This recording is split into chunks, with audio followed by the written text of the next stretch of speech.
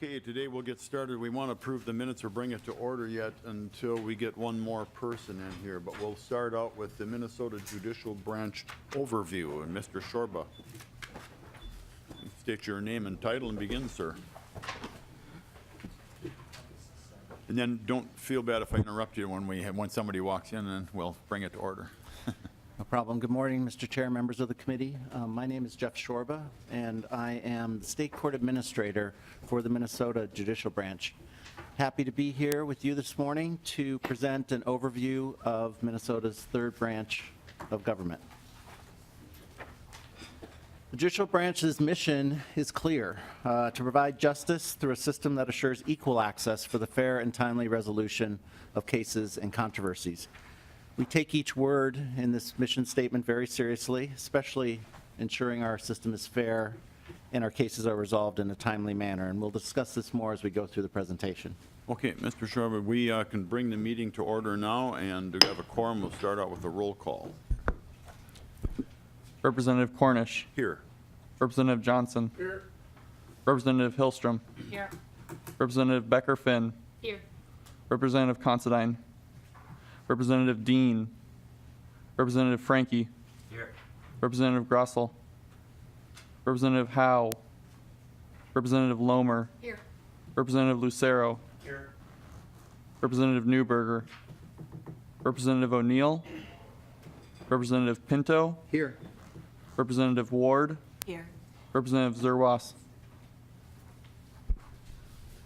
Okay, motion to approve the minutes from January 12th. Anyone? Representative Lucero, would you like to move the minutes of January 12th? So moved, Mr. Chair. Okay, Representative Lucero moves the minutes of January 12th. All in favor say aye. Aye. Opposed? Okay, Mr. Shorber, sorry for the interruption. Go ahead. No problem. The work of the Minnesota courts is a core government function addressed in the first article of the Minnesota Constitution. Our Constitution guarantees that all Minnesotans are entitled to obtain justice without purchase, completely and without denial, promptly and without delay. Every Minnesotan is entitled to a remedy in both criminal and civil cases via the Minnesota Constitution. The Judicial Branch has 317 judges and approximately 2,500 employees. The branch handles about 1.3 million cases in 106 locations with a biennial general fund budget of $638 million. Interestingly, the Minnesota Judicial Branch operates in more geographic locations than any other part of state government. The branch is fully state funded, and this budget funds the judges, staff, and operations for all trial courts, the Court of Appeals, the Supreme Court, the State Law Library, and the State Court Administrator's Office. Minnesota has a streamlined three-tier structure of 2 appellate courts and a single trial court called the District Court. The Court of Appeals was created via constitutional amendment in 1983 to help deal with the large number of appeals from the trial courts. The Supreme Court has 7 members who hear and decide cases as a group. The Court of Appeals has 19 members who hear cases in 3-judge panels, and the trial court has 291 judges, and I'll talk about each of these courts in a little bit more detail. The 7-member Supreme Court hears appeals, which we call petitions for further review, from the Court of Appeals, the Tax Court, and the Workers' Compensation Court of Appeals. In addition, the Supreme Court has original jurisdiction, which means these cases go directly to the Supreme Court for first-degree murder convictions, legislative election contests, and for judicial and attorney discipline. In 2015, 615 petitions for further review were filed with the court, and 143 direct appeals were filed.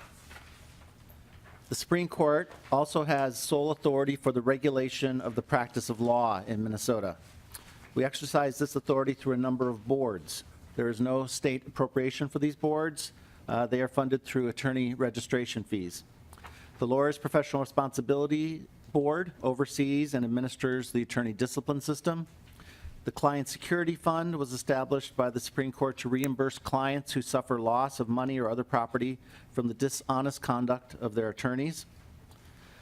The Board of Law Examiners administers the process to license attorneys to practice law in Minnesota, conducting background checks, administering the bar examination. The Board of Continuing Legal Education oversees the administration of the rules for continuing legal education for attorneys. And then finally, the Board of Legal Certification accredits organizations that certify lawyers as specialists in certain fields of law. Court of Appeals hears appeals from trial court decisions, administrative agency decisions, and the Commissioner of Department of Employment and Economic Development, or unemployment claims. Court of Appeals has original jurisdiction to hear writs of mandamus or prohibition, which is situations where you're compelling a trial court, corporation, or public authority to either do something or refrain from doing something. In 2015, there were 1,953 appeals filed with the Court of Appeals. And finally, the largest court, the trial courts. There are 291 judges in the trial courts. They hear original actions and a variety of case types outlined on this slide. They also have a conciliation court division that hears small civil disputes up to $15,000. I'll talk a little bit more about the trial court since it is the largest and has the most filings. This slide shows the trial court filings broken down by what we classify as major and minor case types. Major case types would include gross misdemeanors, felonies, contract cases, personal injury, malpractice, employment, harassment. Larger cases. The minor cases would be conciliation court, unlawful detainers, implied consent, misdemeanor, DWI. In terms of workload, it is important to note that judges spend 82% of their time on the major case types. So I want to give a little bit more information on those. This slide shows, yes, Mr. Chair. Mr. Shorba, just a curiosity point, out of all of the cases that are referred to the appellate court from the district court for appeal, how many of them are reversed? Any idea? Not off the top of my head, but I can get that information for the committee if you'd like, Mr. Chair. Okay, thank you. This slide shows the breakdown of the major case types. As you can see, criminal cases are the largest percentage of cases filed, followed by family cases and civil cases in the district courts. A little bit about where we're seeing some changes in the workload of the trial courts. Since fiscal year 12, the Judicial Branch has seen an increase in the number of major case filings and an increase in the complexity of the cases brought to the trial courts.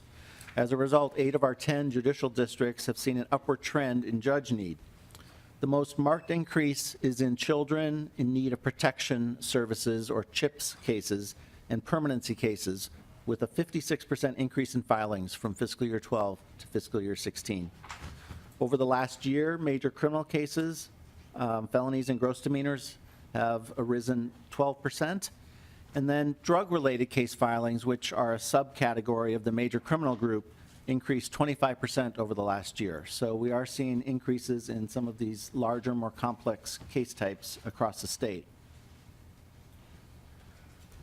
Our trial courts operate in all counties, but we are organized in 10 judicial districts for administrative purposes and also election purposes, as I'll discuss in a minute. We have 2 single county judicial districts, the 2nd and the 4th, which are Ramsey and Hennepin. The other 8 are multi-county districts, ranging from 4 counties in the 6th district in northeastern Minnesota to our largest district, which is the 9th, with 17 counties in the northwestern part of the state. These districts are important for election purposes for some of our trial court judges. Supreme Court and Court of Appeal judges are elected statewide to 6-year terms. District court judges are elected by their judicial district to 6-year terms. And if there are midterm vacancies, they are filled by the governor. By statute, there is a judicial selection commission that the governor is required to use to fill trial court vacancies. He or she is not required to use it for appellate vacancies, but often they will use the same commission to fill those vacancies. Complaints against judges are filed with the Board on Judicial Standards, which is composed of 10 members appointed by the governor. The board can issue reprimands, either public or private, to judges, and can also refer discipline actions to the Supreme Court to take. Mr. Chair. Mr. Shore, we have a question. Representative Ward. Thank you, Mr. Chair. Mr. Shorba, I'm not an attorney. So looking back at slide 10, when you started listing some examples of major and minor cases, and then went on to explain major cases a little bit more, I wondered if you could give me a definition. What distinguishes a major and a minor? Mr. Shorba. Mr. Chair, Representative Ward, in our classification system, it's the amount of time it takes to resolve the cases. So we've tried to break them down in terms of the ones that take more time to resolve, more hearings to resolve, and those that are resolved more quickly. So that's the breakdown. And then we break them down by the types I explained.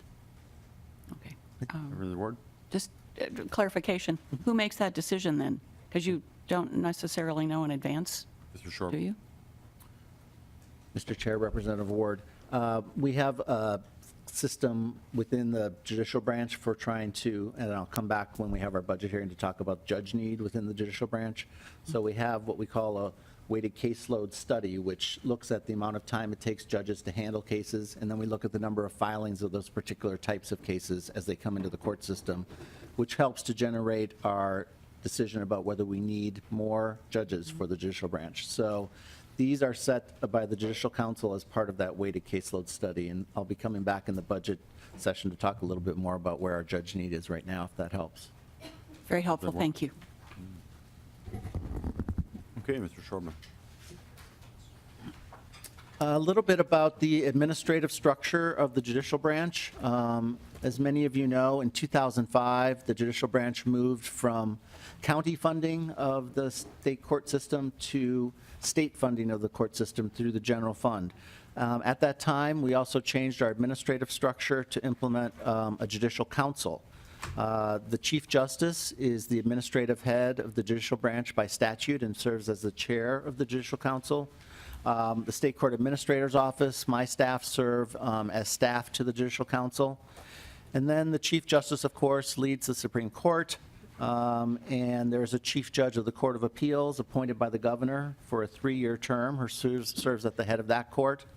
And then each of our district courts has a Chief Judge who is elected by their peers for a 2-year term.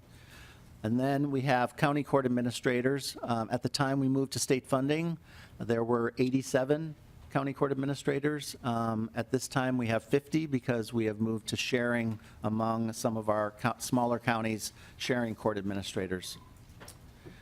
The Judicial Council is really the single statewide policymaking body for our judicial branch. It has 25 members, 19 judges, and 6 administrators. And as I mentioned, the council, or the Chief Justice, serves as the chair of the council.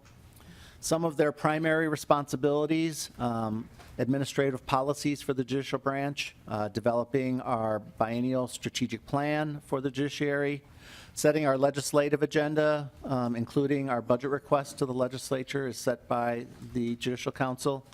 And then the council also spends a lot of time looking at performance and accountability issues. Mr. Chair. Mr. Shorba. Representative Considine. Thank you, Mr. Chair. The 6 county administrators are not voting members, though? Mr. Shorba. Mr. Chair, Representative Considine, they are not voting members. They are non-voting members. Representative Considine. Thank you, Mr. Chair. Okay, Mr. Shorba. Some of our timeliness goals and accountability goals here you see on the slide. Are we open and affordable and understandable by the public? Our cases, are they handled in a timely manner? Do we maintain an accurate and complete and timely record for those who are interacting with the court system? Are we making fair decisions?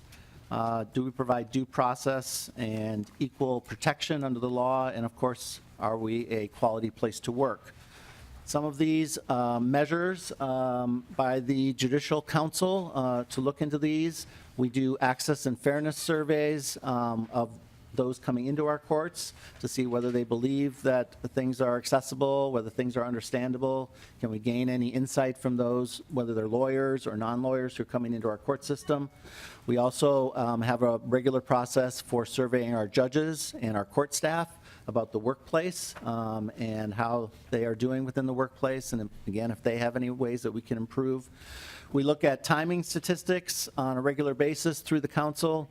How long does it take for us to dispose cases? How many cases are still pending? What is the length of time for certain actions like adoption and permanency for children in need of protection? We also publish an annual report. A report for 2016 will be coming out in February, and we'll send all of you on our committee a link to that report that we publish annually.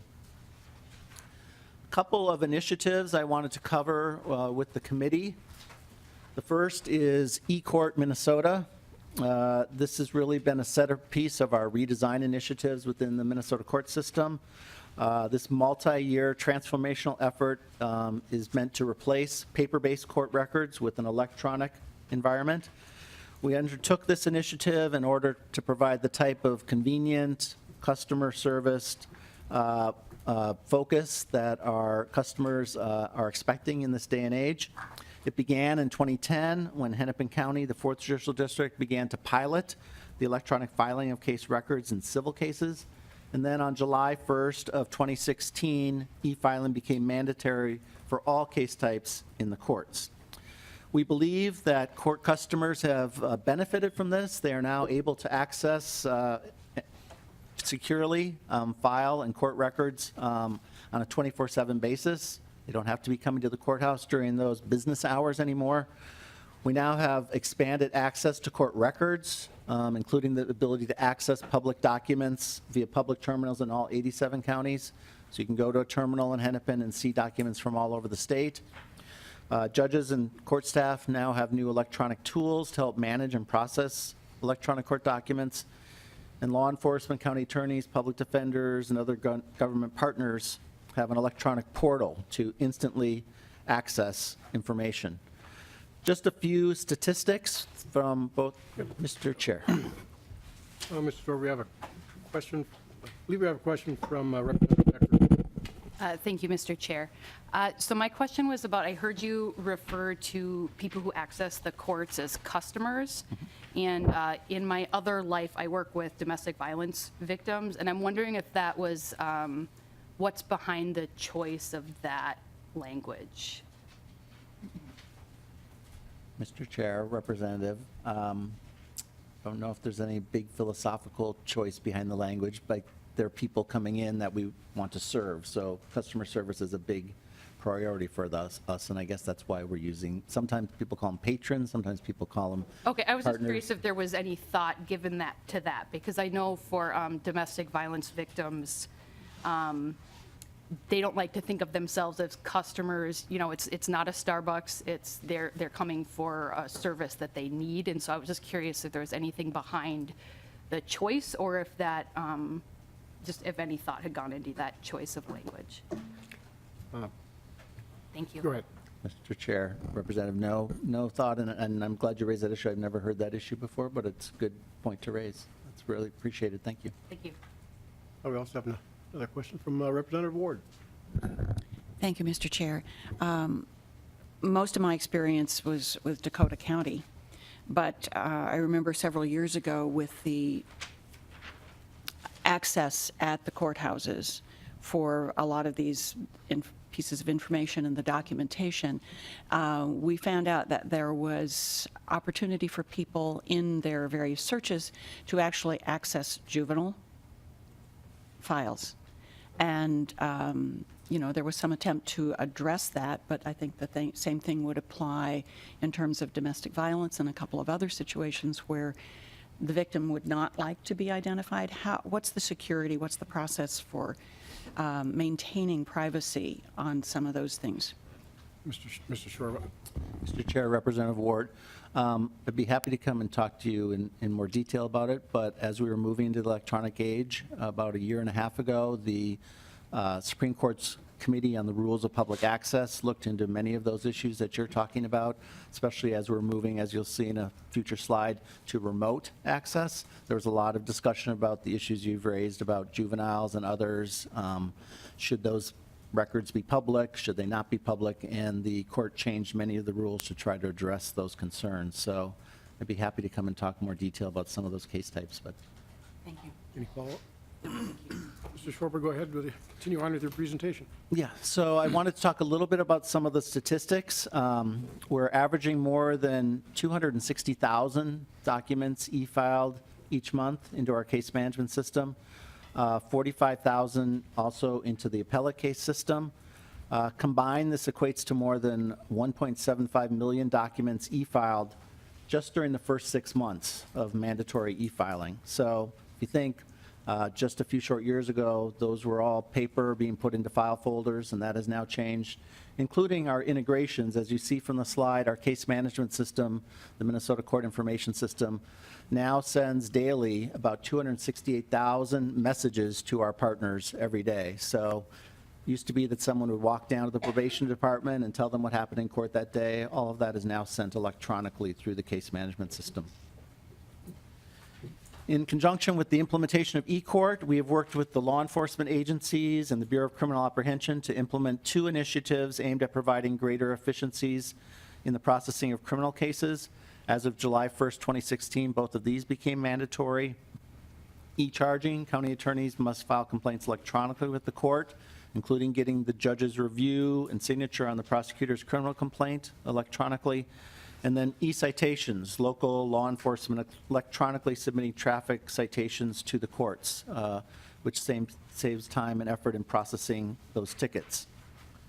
Some of our next steps, as I mentioned briefly, we are looking at remote access to public documents, allowing attorneys and members of the public to access public documents in a case from anywhere, not just the courthouse terminal. E-notify is a process we're looking to automatically notify parties when a document has been added to their case. We're also looking at some electronic reminders for those who may have an appointment in court to remind them of those appointments. And then we're looking at ways we might be able to re-engineer our work. Now that the work is electronic, we're no longer tied down by the location of the work and can process work in a different way across the state because we're not tied down by those public paper records. Other initiatives besides eCourt that I just want to mention. First, self-represented litigant services. One of the biggest challenges in the court system is the increasing number of self-represented litigants. As the number of people choosing to represent themselves in court proceedings continues to grow, Minnesota has become a nationally recognized leader in providing services to self-represented litigants. Some examples, our statewide self-help center provides assistance through online help topics, our public website, and one-on-one services provided for free, both over the phone and through email. In 2015, the Self-Help Center provided one-on-one support to over 25,000 Minnesotans via email and phone, and thousands more who visited our website. At more than 100 locations, courthouse locations across the state, we've installed self-help workstations consisting of a desk, computer, printer, and a phone that can be used to find court information, print court forms, and talk over the phone with staff in our Self-Help Center.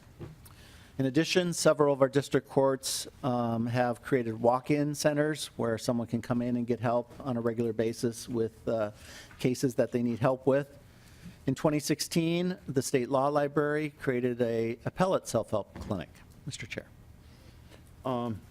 Representative Pinto and then Representative Howe. Thank you, Mr. Chair. And Mr. Sherba, I have the impression, I'm sure we'll get into this much more later in the session in much more detail, but I have the impression that this self-help, these services are enormously cost-effective.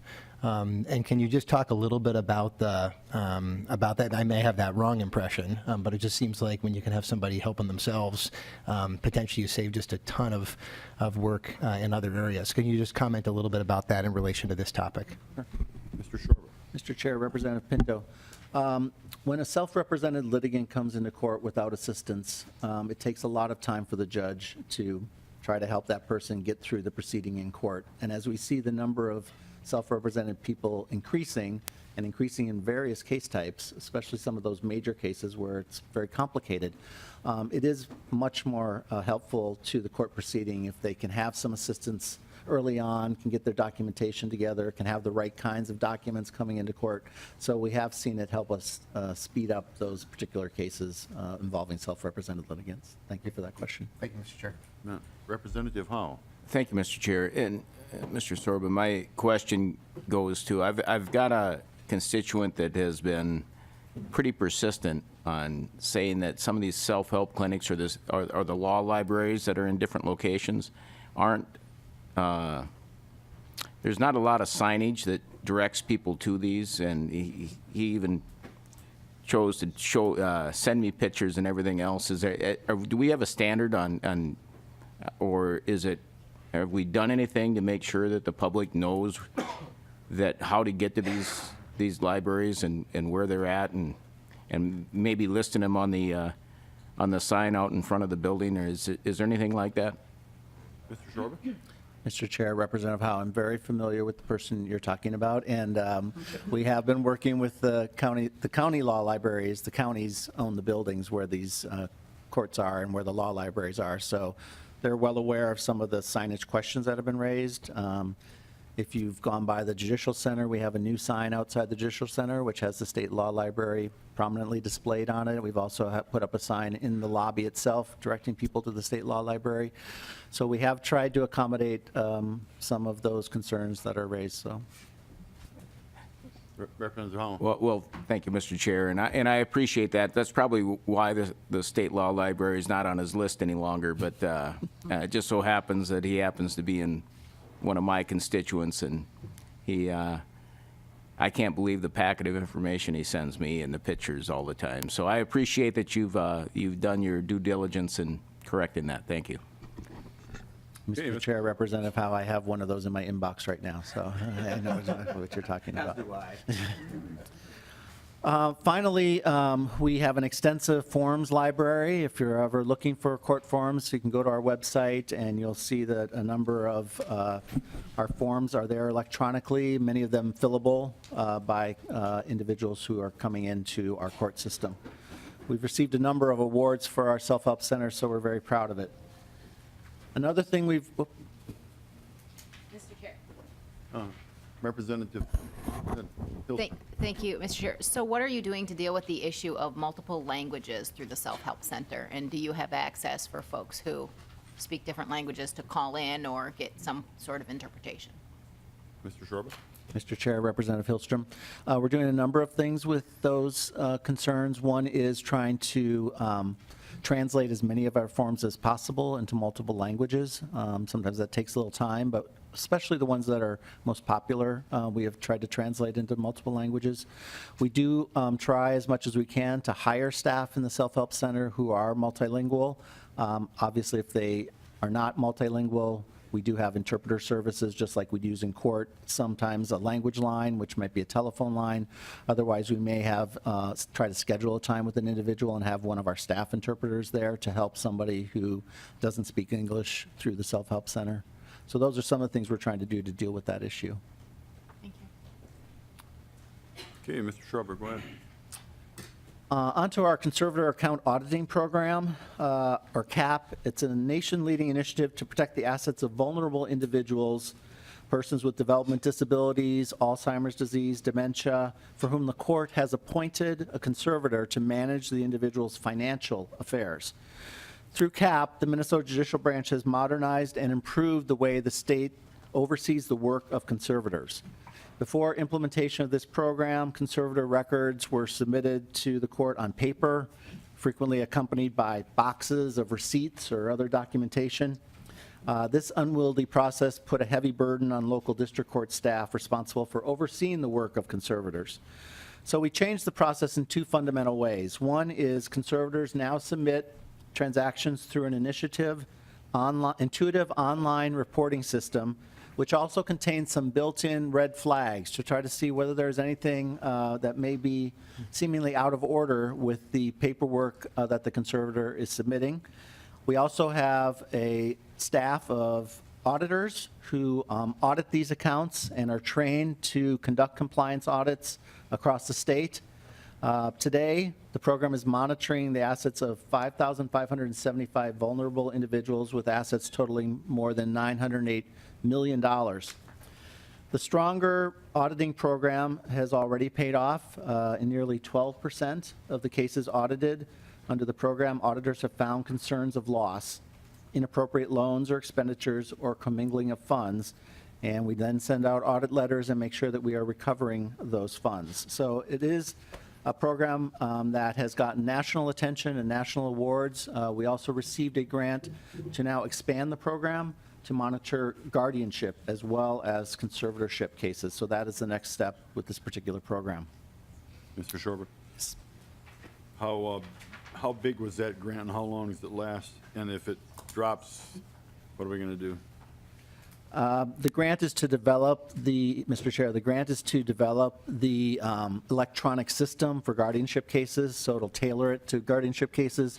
So it's a one-time grant to develop the computer system that will help work just like the conservator one did. So it's just one time. I can't remember the amount of money. I believe it's $250,000, but I'll get back to you on the exact amount. I mean, you folks are pretty careful that when you do get grants, you don't, how would I say, obligate yourself heavily so that if they fall, that we end up paying the bill. Mr. Chair, we're very conservative with the tails that come with grants with respect to the ones we submit, except for ones we'll talk about in a minute when we talk about treatment courts and drug courts. So Thank you. I want to mention our court payment center. In 2016, we completed the transition of the 4th District to the court payment center. This means that all of our payable citations or tickets are processed centrally rather than having that work spread across 87 counties. We offer online and over the phone payment options, which has made it easier for individuals interacting with the courts to complete their work. We're also creating some efficiencies within the Judicial Branch. Our payment center processed almost 1 million citations a year, and we're also responsible for managing the funds that come in from those citations as well. Mr. Chair. Representative Johnson, question. Mr. Chair, Mr. Shorba, I have a question on this, the court payment center. Back when I was a deputy, it happened numerous times. Our county had gone to that system. And what was happening, people were paying their fines, but the information was not getting back to the courts. So the courts would send the paperwork, and the people were getting their driver's license suspended. They'd have to pay the reinstatement fees, but they also had paid their fines. Has things been done to get that issue worked out to make sure the information is getting passed back to the courts properly in a timely fashion, so people are not getting their license suspended and having to incur more costs to get their license back, go on high risk because they got stopped for driving after suspension, and lose their driver's license again? Mr. Shorba?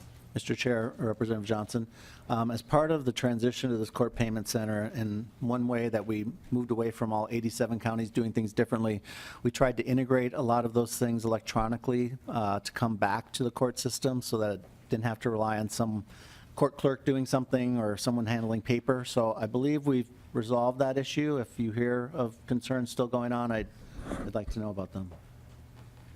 Thank you. Okay, Mr. Shorba. The last area I want to cover, oops, All right, Mr. Chair. Mr. Chair. Well, Representative Hillstrom? Thank you, Mr. Chair. If we could go back one slide to the court payment center. One of the things that we have also heard is that if people are ordered to pay restitution under any of the criminal cases, that the person has to be on probation because supervised probation, because otherwise there's no way to monitor whether or not they've actually paid. Do you know, are you studying or looking at changing the way restitution is dealt with through the court payment center in order to alleviate some of those issues? Mr. Shorba? Mr. Chair, Representative Hillstrom, I have not heard of that issue. I'd be happy to hear a little bit more about it. I do not believe we're doing anything right now to change that, but if there are some concerns, I'll come and talk to you about those. All right, thank you. Okay, Mr. Shorba? The last area I want to talk about is treatment courts. Treatment courts represent a shift in the way courts are handling certain offenders and working with key stakeholders in the justice system. It's really a collaboration between courts, prosecutors, public defenders, probation officers, social workers, and other justice system partners to develop a strategy to talk with an offender, work with an offender into completing a treatment program and abstaining from repeating the behaviors that brought them to court in the first place. Strategies include extended probation, frequent appearances before a judge, frequent meetings with probation officers, and other methods to try to change the behavior of individuals. When we talk about treatment courts, it's a broad umbrella. And as you can see from this slide, there are a number of different treatment courts that we have here in Minnesota. Traditionally called drug courts, chemical dependency issues, DWI courts for those who have alcohol addiction issues and have been caught driving under the influence. Hybrid courts, where you may have multiple issues. Maybe you have drug issues, but you also have DWI issues. Mental health courts, where we're trying to address the underlying mental health needs of an individual who is frequently coming into court. Family dependency courts, where we are addressing parental issues, where children may be in need of protection, but the underlying issue is parents who have substance abuse concerns. And then veterans courts, where we're trying to address the needs of veterans who've been charged with certain crimes.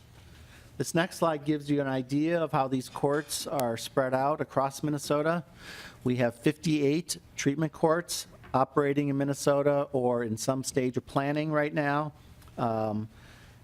11 of those are multi-county programs. So one judge is serving, working with prosecutors and public defenders and others from multiple counties across the state. These courts have been extensively evaluated both on the national level and also here in Minnesota. Research shows that this approach, although it may take more time, has proven very effective in dealing with these type of offenders. Since 2012, Minnesota has conducted 3 statewide evaluations of treatment courts. In 2012, the branch released a statewide evaluation that compared drug court participants to similar offenders and found that drug court participants were less likely to reoffend, spent less time incarcerated, reducing costs to taxpayers, and showed gains in employment, educational achievement, home rental ownership, and payment of child support. In 2014, we performed a follow-up analysis with similar results, and then our DWI courts were also evaluated with similar results. As was asked by the chair, here's a summary of how these courts are funded. The Judicial Branch receives an appropriation from the legislature, $5.6 million for the biennium, which provides funding towards 27 of our 58 problem-solving courts. The remaining cost is funded by grants from a variety of entities: the Office of Traffic Safety, the Federal Bureau of Justice Assistance, the Office of Justice Programs, Department of Human Services, and the Department of Veterans Affairs, for a total biennial budget of approximately $15 million. Over the past 2 years, the branch has been working to develop a funding formula to try to better sustain these courts. As grants go away, we need to find ways to sustain the courts, either through additional funding, local funding.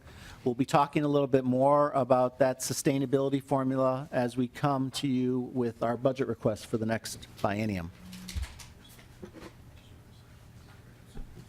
In conclusion, I want to briefly outline our present and future activities and focus. We have been committed to continue to provide court services in a manner that is focused on convenience and access, ensuring public trust and confidence in our judicial branch through efficient and effective court operations, putting in some changes to hopefully do our work better as we move out of this eCourt environment and have fully implemented it now as of last July. How can we do our work in a more efficient and effective way to build a stronger justice system? Mr. Chair, I'm available for questions from committee members. Okay, we've got 2 members so far, Representative Pinto and Representative Frankie. Thank you, Mr. Chair. Mr. Sherba, I'd love to get some concrete numbers on the savings for treatment courts. So it's $7.5 million that we're spending in terms of the cost each year. Do you have any sense as to, based on maybe the evaluations that were performed, as to what the savings are, both the amounts and kind of the time frame of those savings? Mr. Shorba. Mr. Chair, Representative Pinto, we have some anecdotal evidence. We could tell you, for example, how many beds we think we're saving. There has not been a formal cost comparison study done to ask how much do the drug courts cost versus how much do they save, for example, corrections or jails or others. So it's not formal, but we can certainly get you the information that we garnered from reduced recidivism and other kinds of things in terms of savings. Mr. Chair. Representative Pinto. Thank you. Yeah, whatever, that would be great. And if there's a way to convert those numbers into dollars, it seems like that would be, maybe perhaps not with a, real formal, and understood that, if you're really going to get into it, you've got to have a real detailed analysis. But it seems like it'd be useful. We know we're spending $7.5 million going out. And so the question is, to be able to convert that into actual dollars. So I guess that'd be a request that I'd make, is in addition to that information about beds, et cetera, whatever could be converted into dollars seems like it'd be helpful. So we're evaluating that. Thank you, Mr. Chair. Okay, Representative Frankie. Thank you, Mr. Chair. Mr. Shorba, looking at the treatment courts here, it seems that the high amount of drug and DWI courts, 36, juvenile drug courts, 1. Has there any been thought given, or is there a need to possibly increase the amount of juvenile drug courts versus the large amount of the drug and DWI courts, whether it be a need or a thought process to kind of nip that in the butt before we get to the larger issue as juveniles turn to adults? Mr. Short. Mr. Chair, Representative Frankie, the reason why we only have one juvenile drug court is some of the studies have suggested that as compared with the adult drug courts, the juvenile drug courts aren't quite as effective as the adult drug courts are, whether that's because of maturity levels of kids or the type of ways you might get them to change their behavior. They haven't proven quite as effective. Therefore, as some of these are funded through grants and other kinds of things, the federal government and others haven't been offering as many grants in the juvenile area because of the national studies that have shown they might not be as effective. That's why we only have one there. And I can certainly show you some of those studies and talk a little bit more with you about that as we come and see you. Thank you, Mr. Shorba. Questions? Mr. Shorba, have you figured out a way that if you have a drastic cut in like a federal grant or something that stops short of a way where it impacts things other than FTEs, like a cushion you made up ahead of time where if this happens, a possible scenario, or would you have to consider everything? Mr. Chair, you're talking about treatment courts here? Yes, sorry. Obviously, we are concerned about cuts. Part of the thing that we'll be talking about when we come with our funding request is a new funding formula to implement, which will cost some money to better stabilize these courts. One of the things that happens when you are having sort of ad hoc federal funding is the federal government may decide to give one drug court a large amount of money when we might not have funded it that way because of the number of participants. So two things that the funding formula will help us do. One is to make sure that there is a minimum number of participants in order to operate a drug court and get state money, so that you're not operating a drug court with 5 people in it, that you'd have a minimum of at least 25 individuals, which will promote more multi-court funding. And then the second, that there be some kind of a local match. We have benefits, as Representative Pinto has alluded to, coming not only to the State Department of Corrections, but also to local county jails where they're not having to have as many people go to jail. They maybe are having better luck with people paying child support. They may be keeping families together. So both of those things are part of the new formula. That's the way that we're hoping that we can try to ease some of the threat of courts closing when grants go away. Are you talking about a state mandated share by counties?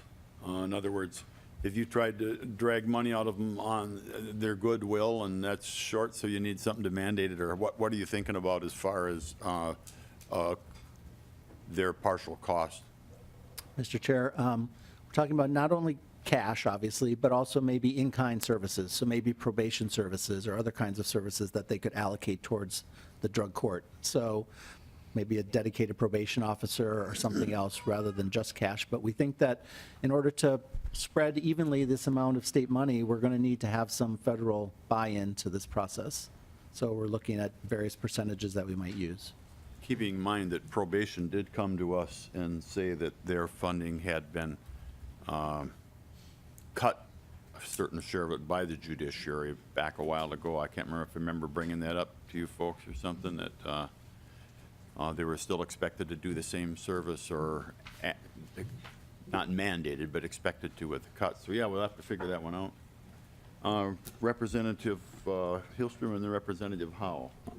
Mr. Chair, can you explain to me when a court, specialty court, got a grant from the state and then they received federal money, the state then required them to return some of the state money. Can you explain to me that process?